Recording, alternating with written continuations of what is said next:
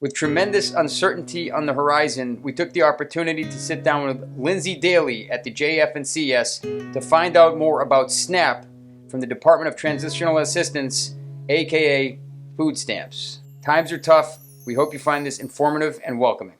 JF&CS stands for Jewish Family and Children's Service. I'm really excited to share with everyone what we do. We've been helping people for about 150 years. We have several programs here to help people who are struggling with issues such as financial crisis, domestic abuse, and hunger. The word on the street that you're a big expert in SNAP, in the food stamps and Department of Transitional Assistance is actually true. You are the expert in town, basically. I'd like to think of myself as an expert, but certainly don't know everything. But I have been doing this work for the past 9 years, and I really am passionate about SNAP and food security and want to make sure that people have the resources that are available to them so that they can put food on the table for their families. That's great. Well, tell me just a little bit about yourself. Why did you decide to go into this type of social work? So the reason I went into this line of work is very personal to me. I felt a duty to try and make sure that people know that these resources are here during times of crisis for when you need them to help you to get back up on your feet. That's amazing. Good for you. We wish you a lot of success in your personal mission here. And thank you for everything you do for the community and all the individuals you guys help. Thank you so much. Okay, so let's jump right in. Maybe we can get some information out to people. I have this feel, I was talking with different company owners and administrators, and some businesses have literally closed their doors. Others have laid off staff, and people are unemployed. Many don't have unemployment insurance options either. Right away, when I heard that, I said, we got to get some information out. I'm sure that there's like a husband and wife that are having a little bit of stress dealing with the current situation, which is totally understandable. And the worst thing in the world would be that their marriage, and even worse, the kids, would pick up on that stress and feel bad. There are resources available. And so I started speaking with people in the community, and they sort of led me to you as the expert in SNAP, which I think is the crucial thing. Mortgages can get pushed off. Usually the bank is willing to push it off by 3 months. And Mass Health is something that's available, Medicaid. People can apply for that and get health insurance if they're not already on Mass Health or have an insurance plan that's continuing. But like food is so crucial. And so we really want to drill down on that and get the story straight, the picture clear, and break the stigma, really break the stigma. I mean, this is a crazy time for all of the world, and in the United States and in Massachusetts and in the greater Boston community. It's a really unusual time. So the stigma exists. No one would ever say to the fire department when they show up to a person's house if it's on fire, excuse me, I got this. No. Please don't help me with my burning house. I got this. No one would ever do that. But when it comes to seeking assistance, we all pay taxes. So, we pay for the fire department, we pay for the police department. When it comes to, food, for some reason, there's a stigma there, which, so what would you say to a family that is watching this right now, maybe a husband or a wife or a mother or a father, and they're thinking about picking up the phone or getting on the internet and going through that process? What's the first thing you would say to that person? This is why the community is here, to really help support you during times of need. And we want to be there to help you navigate the easiest way possible. And so part of my role is to talk with you and work with you and let you know what resources are available and help kind of act as a person who can represent you and help you to navigate this program. So in a seamless way, so that you can have the resources to put food on the table for your family. That's great. And what a beautiful thing. In terms of confidentiality, is that something that you guys hold in high regard over there? Absolutely. Confidentiality is key.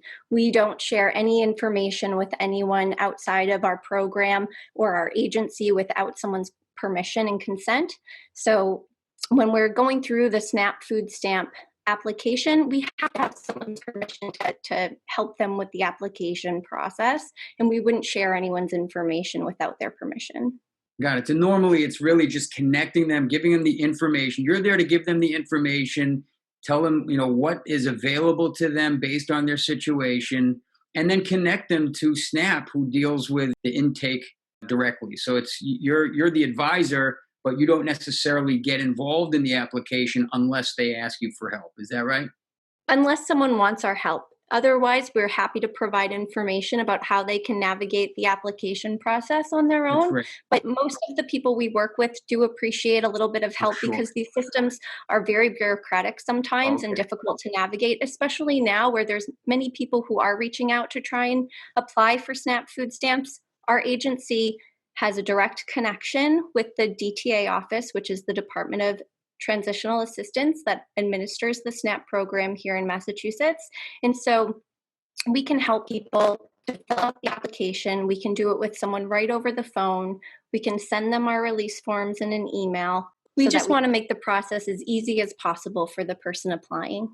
You're going to be very busy over the next week. Maybe we can, help get some information out there, the basic questions that people might have, and that will alleviate your office a little bit to help you focus on the people that need the most help. What is SNAP?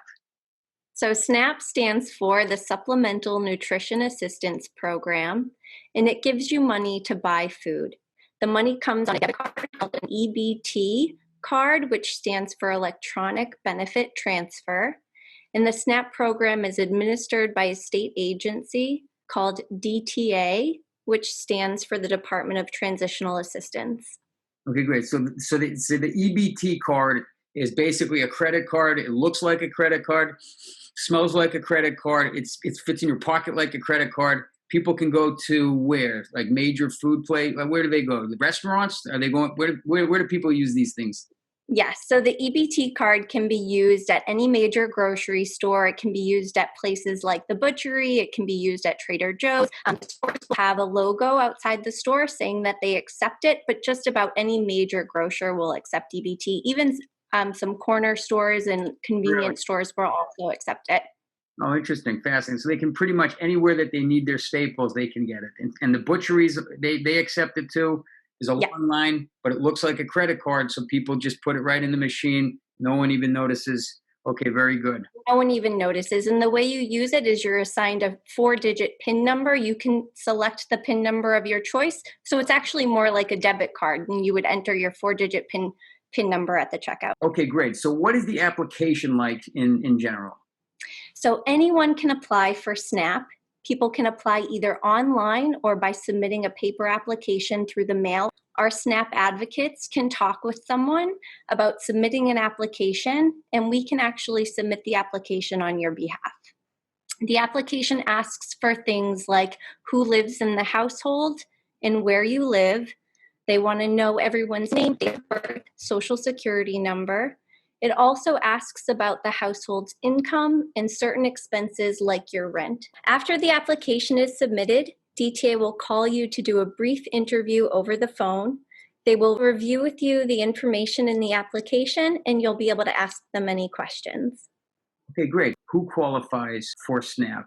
In general, families with income under 200% of the federal poverty level will qualify. What is a household size? How does that math work? Yes, so households include your spouse and children under age 22. We're talking about like number of kids you have. The number of people in your home who eat and purchase and prepare most of their meals together. If you live with other people, you don't need to include them in your SNAP household unless you buy and prepare most of your food together. Families that include someone who is 60 or older or disabled are a little bit different. These families may qualify if their income is a little bit higher than 200% of the federal poverty level. If you contact Ebt, we'll be able to help you figure out if you're eligible. Okay, so is there like a phase out after 200%? Is that how it works? After 200%, the math gets a little bit tricky, and it's really only for people who have someone 60 or older. I would recommend people reach out and we could help assess if they're eligible. Okay, most houses are probably going to be children plus the parents. So if there's 3 kids, it would be a family of 5, assuming that both parents live at the same household. That's correct. Okay, great. Assuming someone just lost their job, what are the amounts that they should expect to receive? Like, is it like $50 a month, and therefore why bother? I'll just borrow from a friend How much are we talking about here? The amounts someone should expect to receive are based on your household size. And so for a family that doesn't have any income right now, they would likely be eligible for the maximum SNAP amount for their size.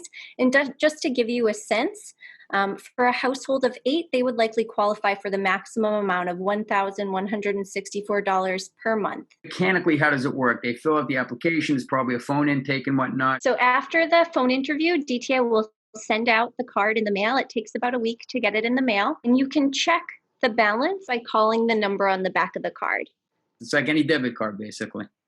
Yes, that's right. On a particular day of the month that corresponds with the last number of your Social Security number, the card is recharged automatically. Oh, that's easy to remember.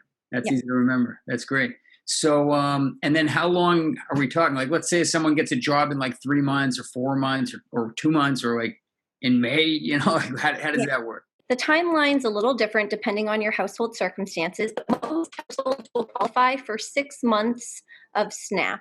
And then at the 6-month mark, they'll have to do a reevaluation. Otherwise, if your income goes above 200% of the federal poverty level, you would need to let DTA know right away. Okay, so hopefully a person will get a job in May or whatever. And let me guess, that's why they call it the Department of Transitional Assistance. It's basically transitioning from, I just lost my job to, okay, I'm on my feet again, back in business, so to speak, making a living, don't need the assistance anymore. Thank you. That's right. Basically what you're saying is this is built into our tax structure. So families, if anything occurs with unemployment, they become unemployed and they need to eat, they've been paying taxes all their life for this moment. That's exactly right. Okay, good. That's right. I'm just glad we got that clear today. Very good. Very good. Wow. So how can people get in touch with you, Lindsay, if they want to, pick your brain, ask a few questions, get some advice? So they can feel free to send us an email at snaphelp@jfcsboston.org or leave a message at 781-693-1333, and we will get back to you right away. Well, Lindsay, your greatness. Thank you so much for your time today, especially it's a busy time with everything. And God bless you. May you continue to bring more peace into the world and food to families that need it. And may we only see better times than these and only good news, hopefully, Bezrat Hashem. Thank you so much. Remember, as Dr. Aldrich said, the number one resource we have in crisis is not money, it's not food, water, it's not the government, although those are all very important. The most important resource we have to a quick recovery is each other, community. Thank you so much for watching. You can find more videos like this at tribejournal.org or check us out at Tribe Journal on YouTube, Facebook, and Instagram.